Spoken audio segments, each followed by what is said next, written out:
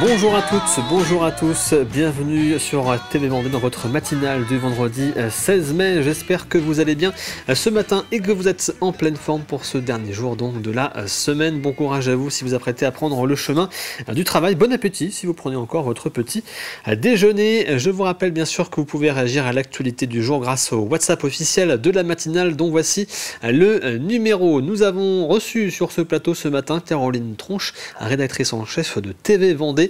En tant qu'invitée de la matinale ce matin, elle est venue nous parler du parcours d'éducation aux médias auquel la chaîne participe aux côtés de plusieurs classes de collège. Vous retrouverez plusieurs émissions dédiées à ce projet la semaine prochaine et vous retrouvez cette interview bien sûr sur tvvendée.fr. Voici maintenant les titres de l'actualité du jour. Une opération antidélinquance a été menée mercredi soir aux Herbiers par la gendarmerie appuyée par la police municipale.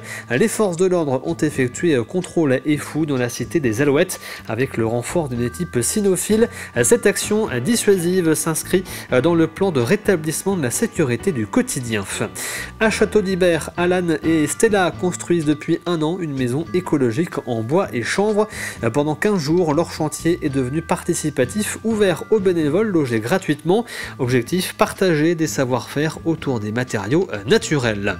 En 2025, 8 restaurants vendéens ont conservé leur étoile Michelin, parmi eux celui de la Chaboterie, mais également l'atelier à Montaigu-Vendée qui lui a reçu un bib gourmand. Cette distinction salue une cuisine de qualité à prix raisonnable. Rencontre ce matin avec les chefs de ces deux restaurants. Mais avant de développer l'actualité du jour, voici votre météo avec le soleil qui est au rendez-vous sur l'ensemble de la Vendée pour toute la journée. Comptez 8 à 10 degrés pour ce matin.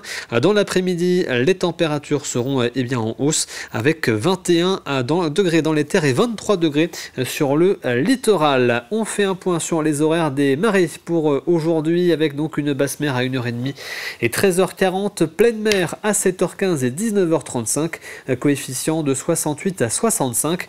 Le passage du Gois lui sera au plus bas à 14h. Il est temps de regarder ensemble la carte des marchés du jour avec pour ce matin le marché de l'île d'Olonne. C'est de 8h30 à midi et demi place de l'église. On retrouve également celui du Poiret-sur-Vie de 7h30 à 13h. C'est sur la bien nommée place du marché et également le marché de Mouchamp de 8h à midi sur la place Clémenceau. Il est temps de faire un point sur vos conditions de circulation, rien de particulier ce matin, quelques travaux néanmoins à vous rappeler, donc prudence sur la 4 voies entre La Roche-sur-Yon et Bellevigny où une partie des voies de circulation sont fermées, prudence également sur la D32 entre Chaland et la Dernache avec des travaux importants de réfection de la chaussée, travaux également sur la D948, l'axe La Roche-sur-Yon-Bournezeau avec au niveau de Bournezeau une partie des voies qui sont également fermées et puis une bonne nouvelle, l'axe Le Poiret-sur-Vie-Palio vient de rouvrir à la circulation ce matin. Il était fermé depuis le mois de novembre pour la reconstruction du pont de la Braconnerie. 6 mois de travaux dont ils se sont terminés et donc route réouverte entre Le Poiret-sur-Vie et Palio. Et en ce vendredi 16 mai, nous fêtons les Honorés. Bonne fête à tous, mais également bonne fête aux boulangers puisque le Saint-Honoré est le saint patron des boulangers et également le nom d'un excellent gâteau. Et attention à votre courrier dans les jours à venir puisque sur arrêté plus précisément du préfet de la Vendée, les communes ont obligation de tirer au sort des jurés d'assises pour l'année 2026. Le tirage au sort a lieu actuellement dans beaucoup de communes vendéennes. Un tirage au sort fait à partir des listes électorales. Si vous êtes désigné, vous serez donc informé par courrier. Il est temps de passer à l'actualité du jour. Voici le journal.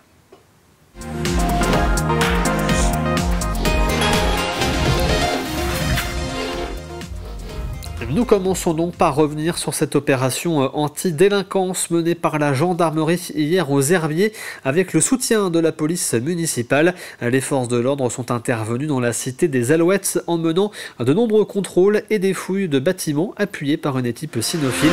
Objectif pour les 25 gendarmes engagés dans l'opération, montrer que les forces de l'ordre sont bien présentes sur le territoire. Une action dissuasive menée dans le cadre du plan départemental de rétablissement de la sécurité du quotidien, un plan mis en place par le ministère de l'Intérieur.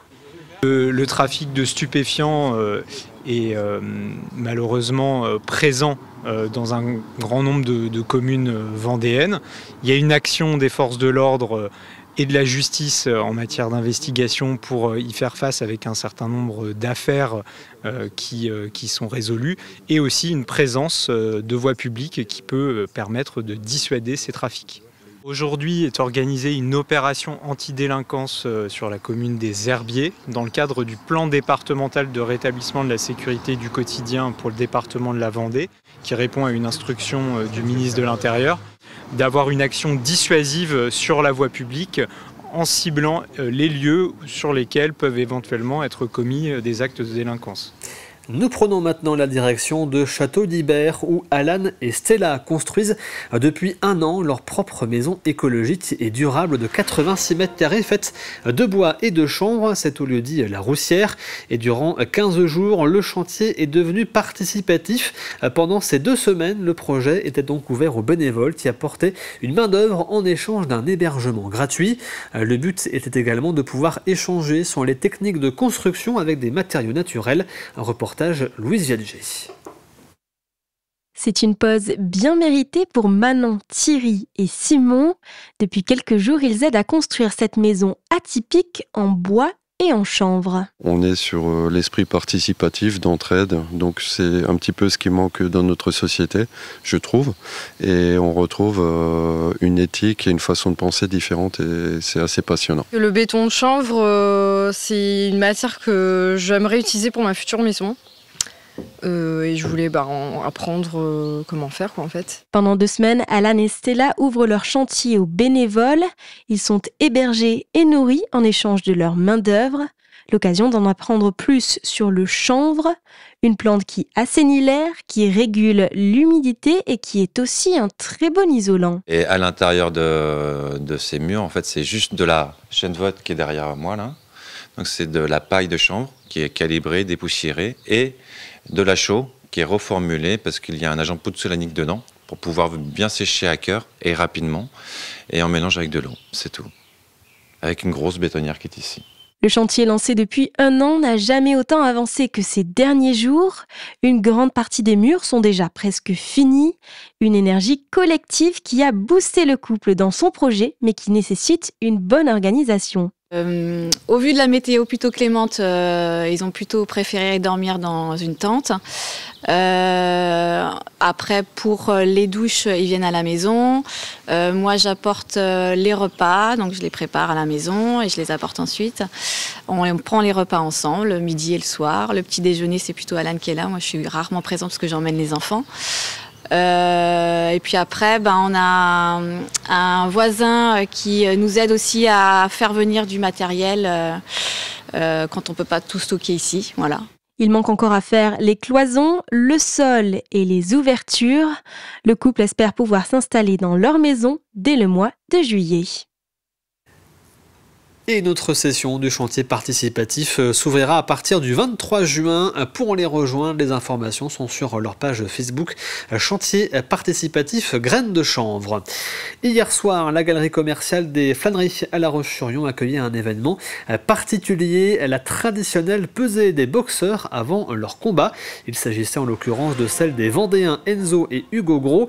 Les 2 frères combattront chacun de leur côté ce soir au Sable d'Olonne à la salle Pierre de Coubertin. À l'occasion d'un grand gala, Enzo participera à son 6e combat professionnel. Quant à Hugo, il fera sa grande première ce soir dans la catégorie dite des rémunérés. On les écoute tous les deux au micro de Florian Wozniak. Actuellement, je suis classé 900e sur 2000 boxeurs. Et là, si je gagne le combat de samedi, ça me permet de rentrer dans les 500 premiers.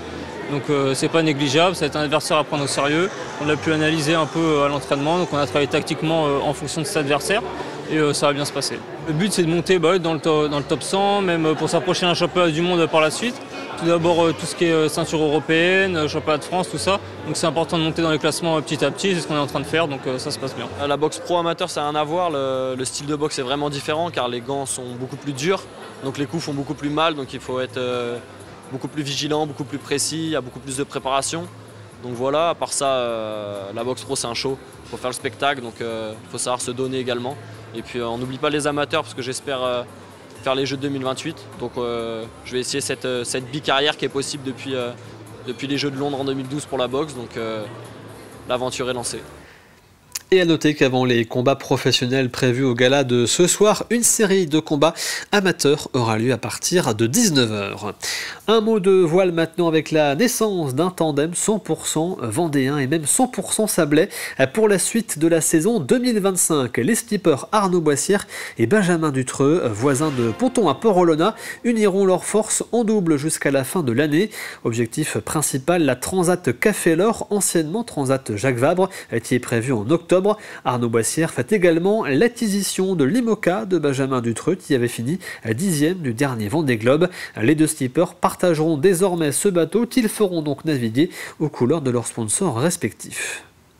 On a un bel objectif sportif en fin d'année, donc on va essayer de travailler dans la même direction pour avoir le meilleur résultat possible. Et puis du coup, voilà, c'était bien que ça s'accorde entre Vendéens parce que du coup, on est voisins de Ponton, donc c'est assez facile de mettre les choses en place.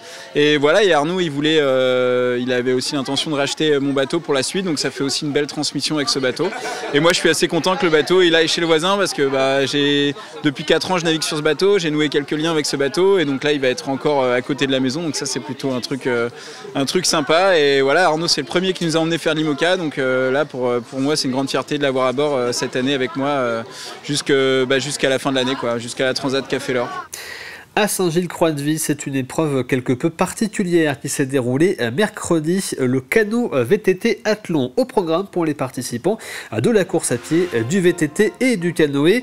Mais cet événement va bien au-delà du sport. L'objectif est surtout de valoriser l'esprit d'entraide, la mixité et la convivialité, car tout se fait en équipe.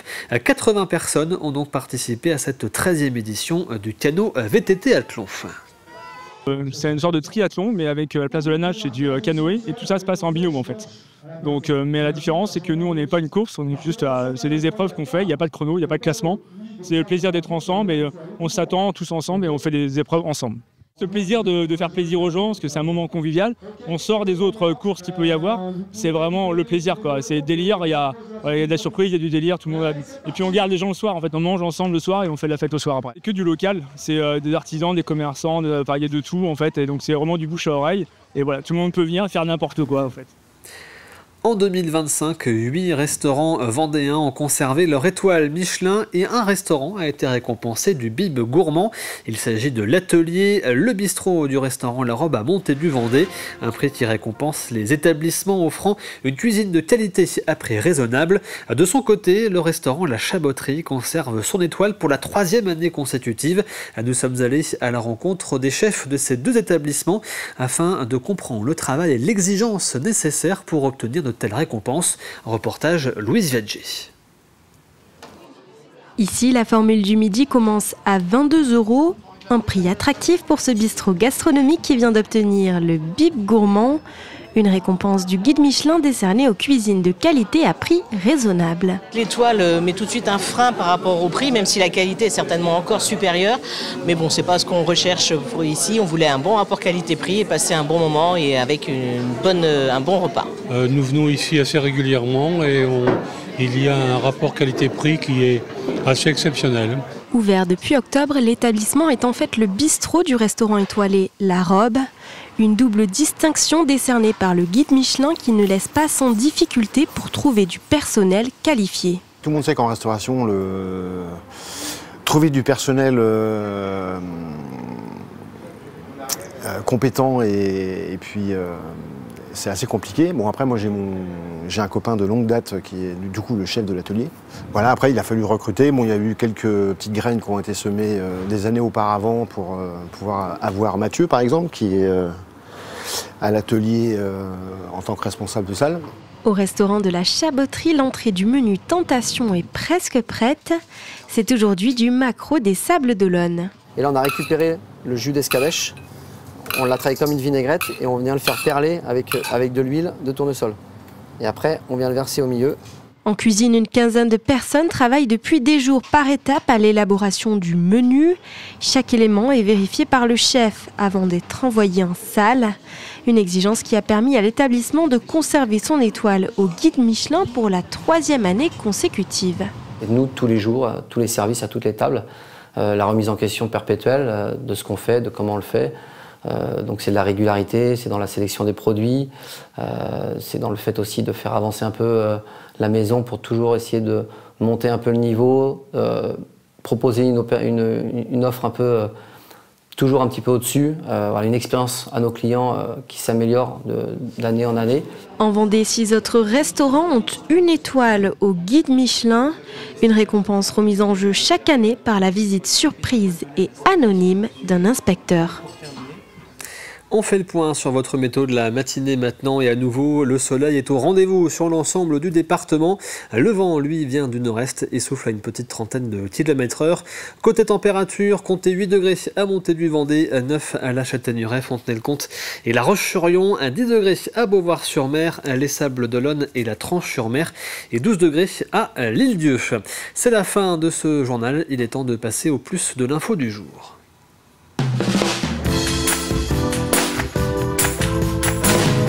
Et ce matin, dans le plus de l'info, nous revenons sur le début de la saison estivale dans le Marais Poitevin et plus particulièrement sur la Venise verte. C'est la reprise donc pour les bateliers et rencontre également dans ce plus de l'info avec un producteur des célèbres barques de la Venise verte.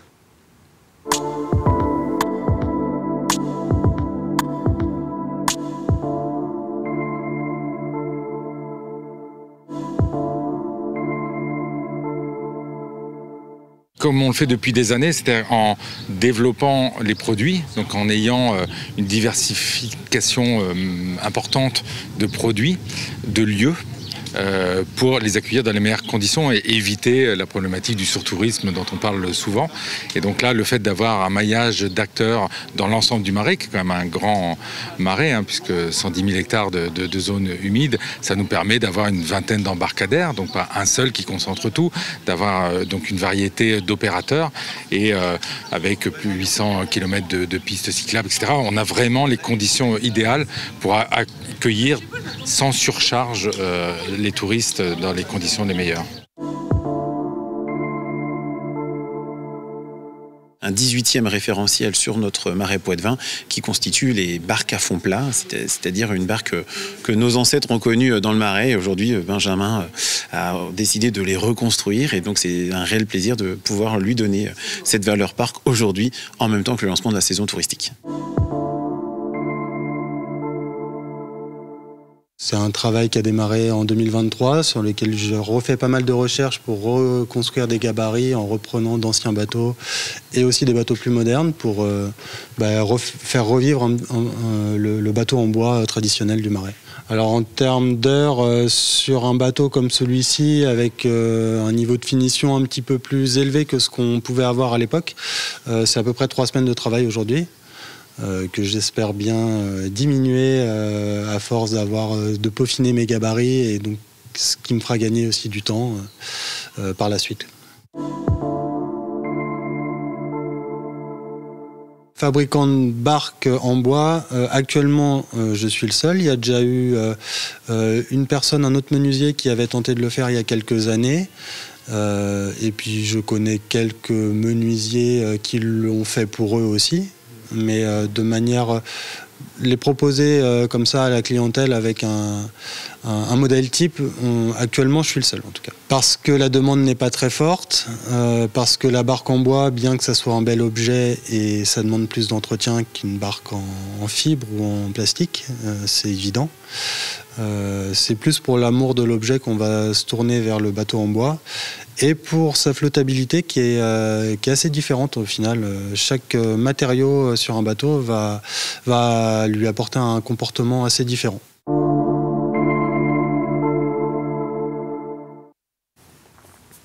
Et voici donc pour ce plus de l'info consacrée à la reprise de la saison pour les bateliers sur la Venise verte. On passe maintenant, comme tous les vendredis, à l'agenda.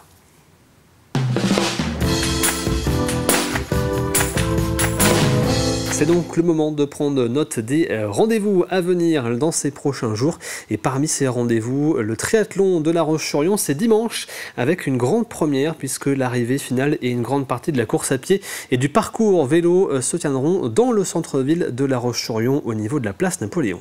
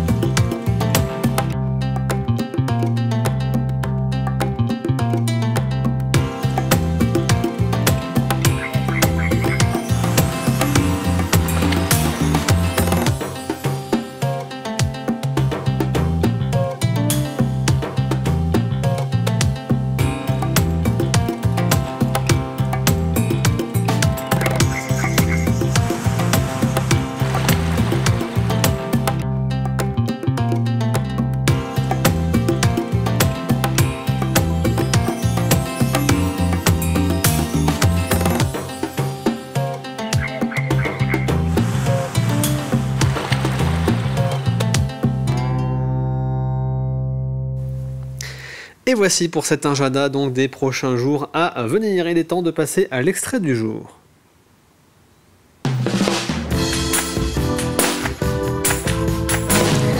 Et l'extrait aujourd'hui, c'est l'émission Sans détour. Caroline Tronche embarque à ses côtés Omar Garty. C'est le responsable du point multiservice de la commune de Douai-les-Fontaines.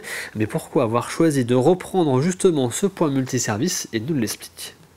J'habite à Douai depuis presque 10 ans. Ouais, donc tu fais partie des murs. Ouais. À vrai dire, je connaissais pas grand monde. Avant, je travaillais dans l'administration, dans la restauration collective. Et j'étais souvent en déplacement, du coup, j'ai pas eu la chance de connaître beaucoup de monde. J'étais souvent parti. Ouais. Et puis, un jour, j'ai vu ce bâtiment se construire. Il y avait plus de commerce, il y avait plus de bars, de restaurants. Et j'ai vu ce bâtiment se construire. Et un beau jour, une banderole recherche un gérant pour tenir le multicommerce. Donc au pas de ta porte, là, pour le coup. Exactement. Et puis j'ai postulé auprès de la mairie, et puis on va dire que j'ai remporté l'appel d'offres. Et depuis, tu vois, je devais connaître 4 ou 5 personnes dans mon village. Et puis maintenant, je connais pratiquement tout le monde et tout le monde me connaît. C'est ce que j'allais dire. En tout cas, tout le monde doit te connaître. Ouais. Ça marche dans les deux sens. Ouais. Qu'est-ce qui a fait la différence, selon toi, entre ta candidature et les autres? Alors là, je sais pas. Je pense peut-être parce que justement, j'habite dans le village. J'habite à Douai. Ouais. Et puis après, certainement, mon expérience dans la restauration. J'ai travaillé longtemps dans la restauration collective. Le foyer, le bar et la restauration. Ah oui, donc tu avais déjà une solide expérience. Ouais. Et donc vous retrouvez ce numéro de Sans détour aujourd'hui sur TV Vendée. Il est temps de passer au jeu de la matinale.